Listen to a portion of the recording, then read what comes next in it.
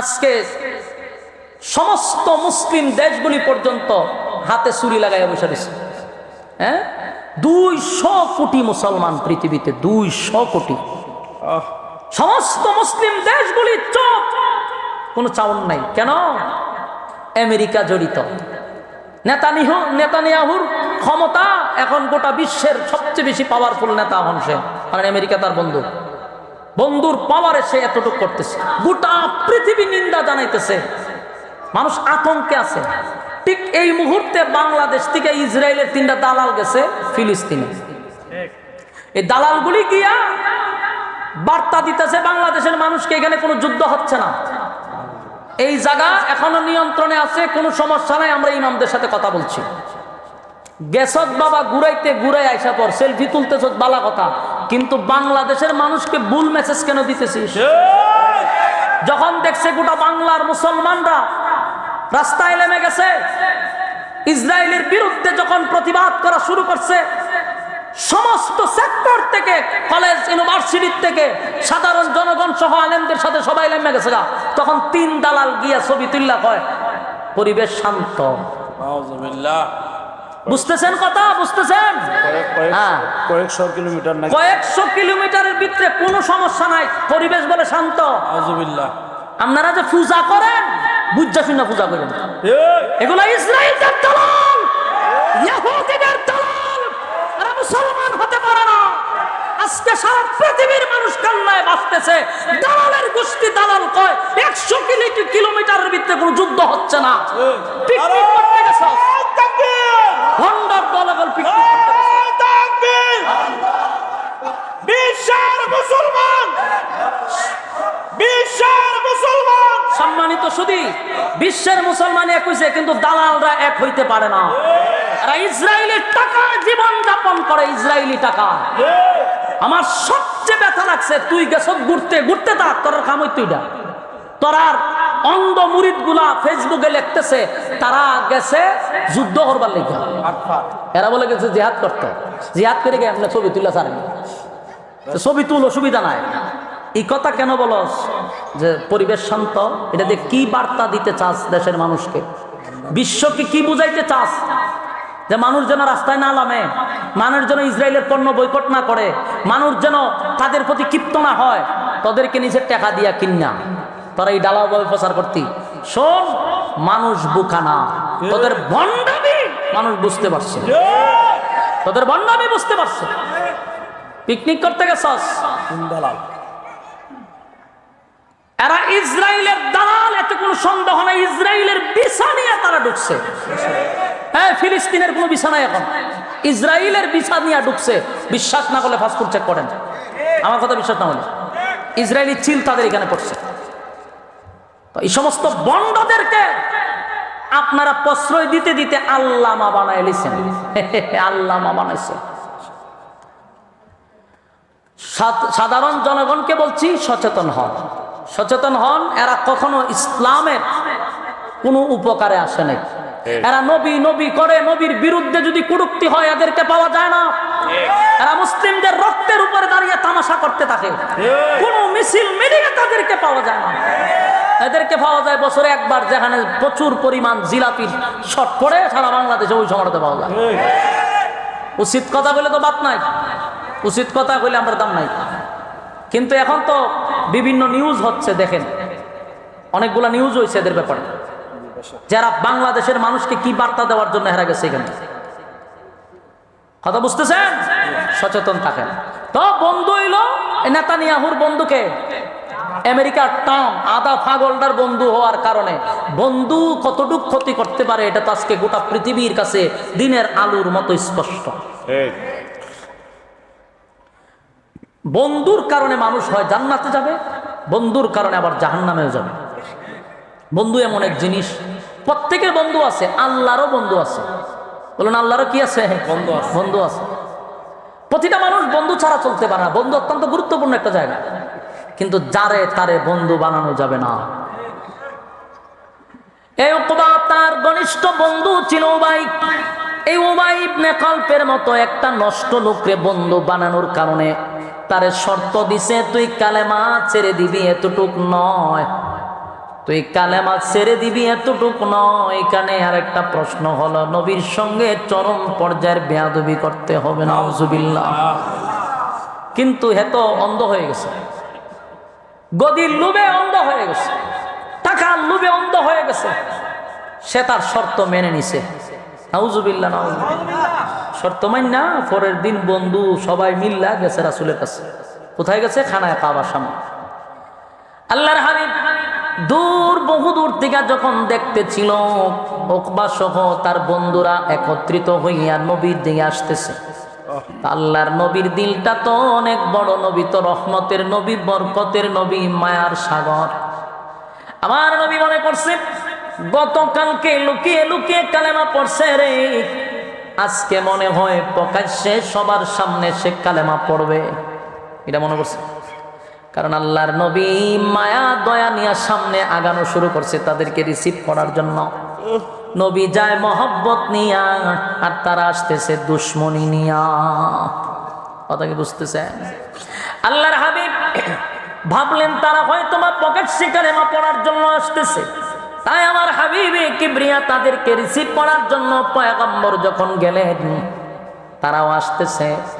কাছাকাছি কাছাকাছি যখন চলে আসছে, আল্লাহর নবী যখন উকবার সামনে দাঁড়াইল, নবীজি দাঁড়াইয়া বলতেছিল, কি ব্যাপার চাচা, গতকালকে লুকিয়ে লুকিয়ে কালেমা পড়ছেন, আজকে মনে হয় প্রকাশ্যে কালেমা পড়ার জন্য আসছেন। দেখেন নবী কতটা মহব্বত নিয়ে তাদের সামনে দাঁড়াইছে।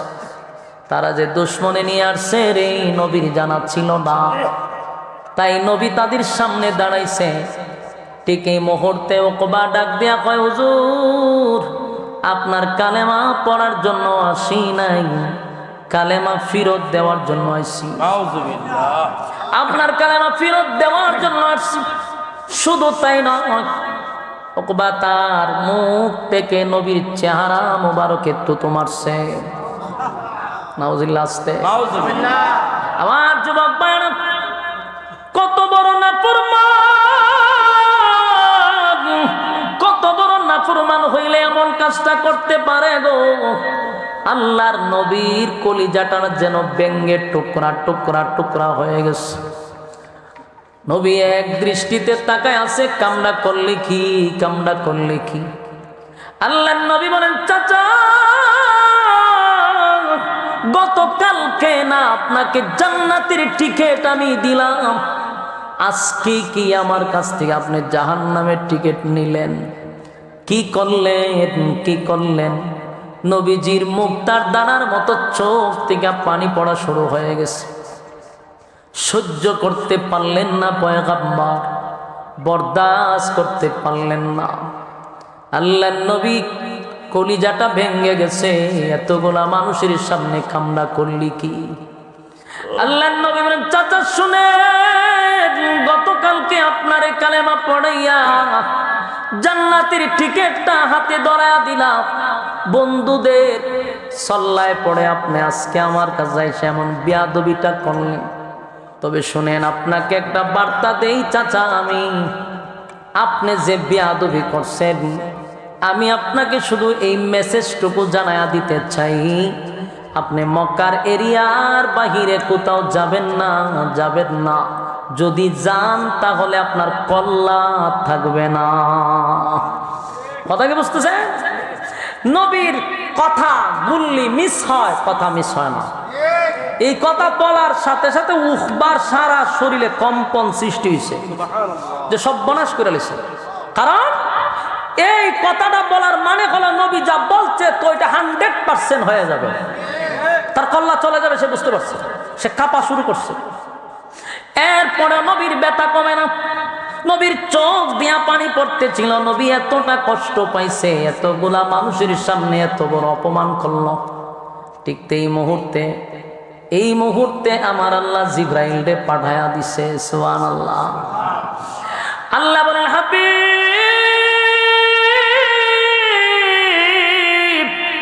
আমি আল্লাহকে যদি কেউ গালি দেয় গো, আমার কষ্ট লাগে না। সকালে যদি আমারে কেউ গালি দেয়, বিকাল বেলা তার জন্য আমি খাবার রেডি রাখি। আমার কত মানুষ গালি দেয়, এই যে বৃষ্টি হয় না গালি দেয়, বৃষ্টি হইলেও গালি দেয়।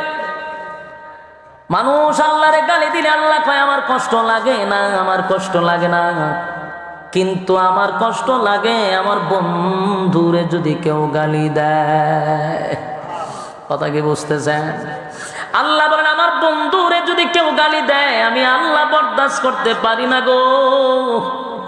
ওকবা আপনার সঙ্গে যে ব্যবহারটা করছে আমি আল্লাহ বরদাস্ত করতে পারতেছি না, আমি সহ্য করতে পারতেছি না। কারণ আপনার চেহারাটা আমি এমন ভাবে বানাইছি, পৃথিবীতে এমন চেহারা দিয়ে আমি আর কাউরে বানাই নাই, ওয়ান পিস বানাইছি। আল্লাহু আকবার। যেই চেহারার কসম আমার আল্লাহ করছে, জোরে কোন সুবহান। ওয়াদ-দুহা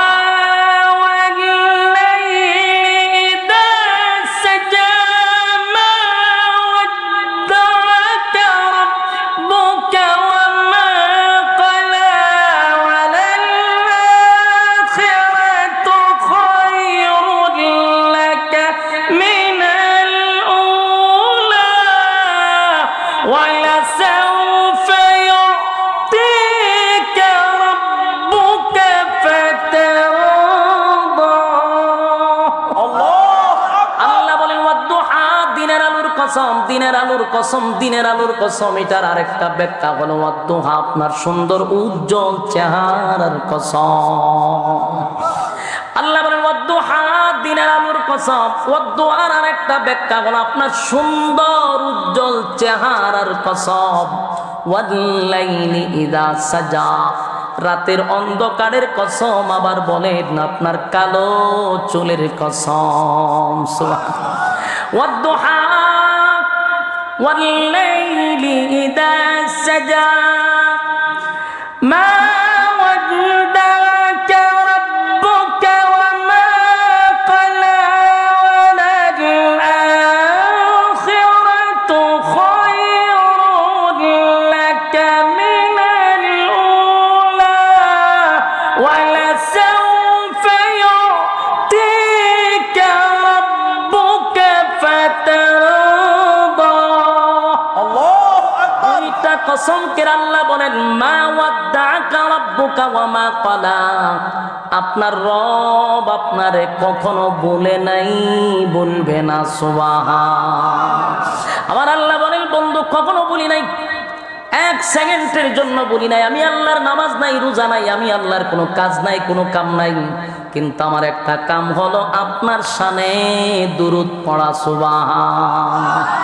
আমি বন্ধু আপনার জন্য দরুদ পড়ি, বন্ধুর জন্য বন্ধুর কত মায়া রে। আল্লাহ কয় আপনার সঙ্গে যে বেয়াদবিটা করছে আমি আল্লাহ বরদাস্ত করতে পারলাম না। যেই বন্ধুর সুন্দর চেহারা দেখার জন্য আমি 7 আসমান টপকাইয়া, বন্ধুরে সিদরাতুল মুনতাহা টপকাইয়া, বন্ধুরে আরশে আজিমে নিয়া, বন্ধুর পাশে বন্ধু বসিয়া, বন্ধুর চেহারার দিকে তাকাইয়া আমি আল্লাহ স্বয়ং কথা বলি। সুবহান।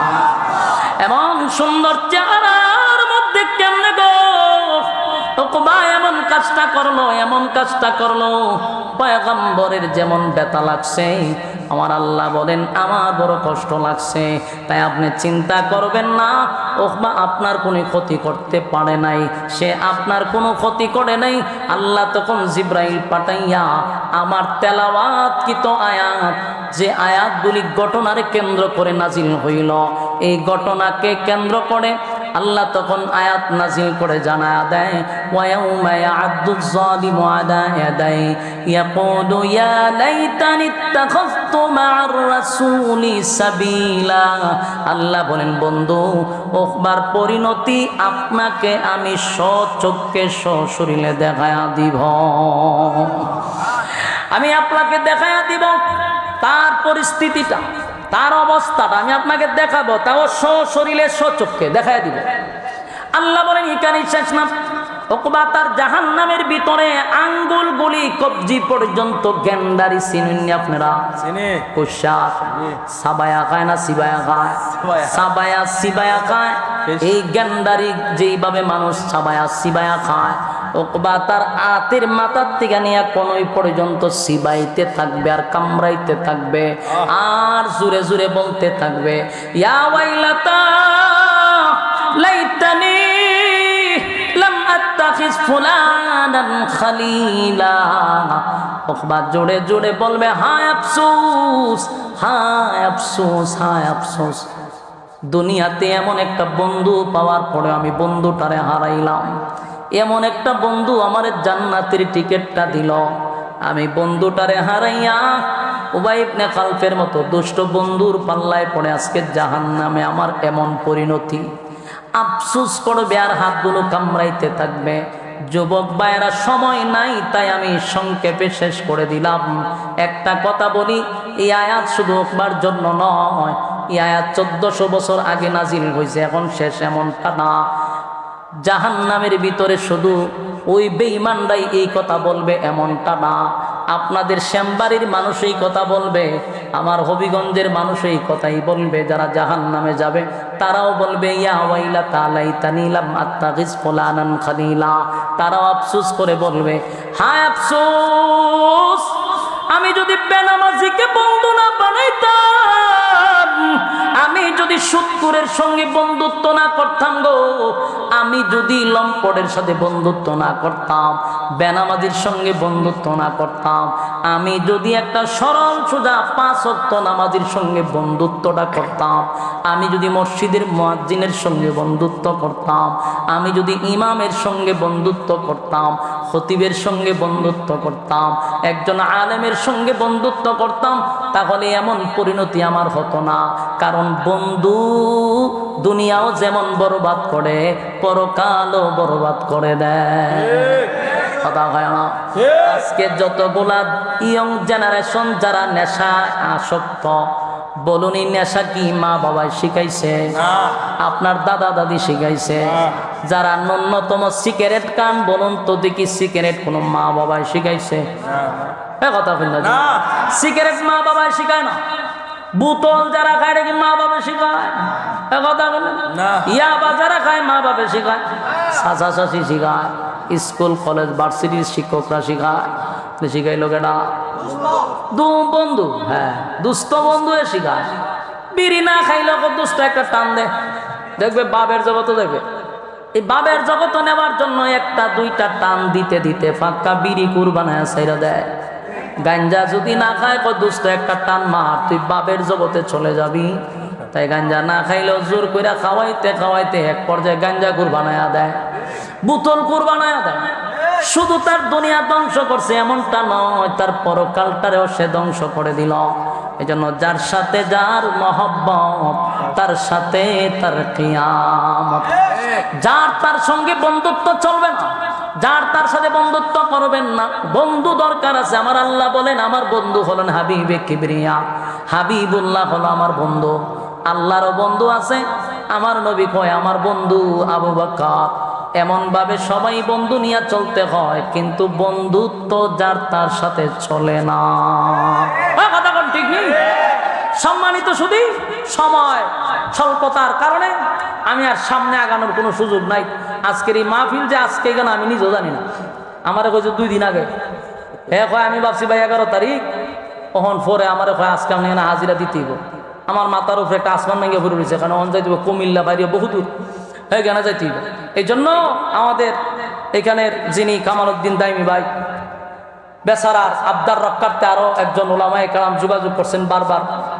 এই জন্য আপনাদের এখানে হাজিরা দিলাম। যে কথাগুলি বলছি, গুরুত্বপূর্ণ একটা কথা হলো, বন্ধু নির্বাচনের ক্ষেত্রে আমরা খুব সচেতন থাকব। যারা তারে বন্ধু বানাবো না, সৎ লোকের সাথে বন্ধুত্ব করব। সৎসঙ্গে সৎবাস, অসৎসঙ্গে সর্বনাশ। কাজে আছি ইনশাআল্লাহ। বন্ধুরা নিয়ে নিয়ে ঘুরাই সৎকান, অনেক বন্ধু আজকে মাহফিলও বলে দিছে না, ঠিক নেই? এই জন্য বন্ধু নির্বাচনের ক্ষেত্রে সাবধান। আল্লাহ বুঝার, মানার, আমল করার তৌফিক দান করুক, আমিন। সবাইকে বলনেওয়ালা শুননেওয়ালা উভয়কে সহি আমল করার তৌফিক দান করুক, আমিন। আসসালামু আলাইকুম ওয়া রাহমাতুল্লাহি ওয়া বারাকাতুহু।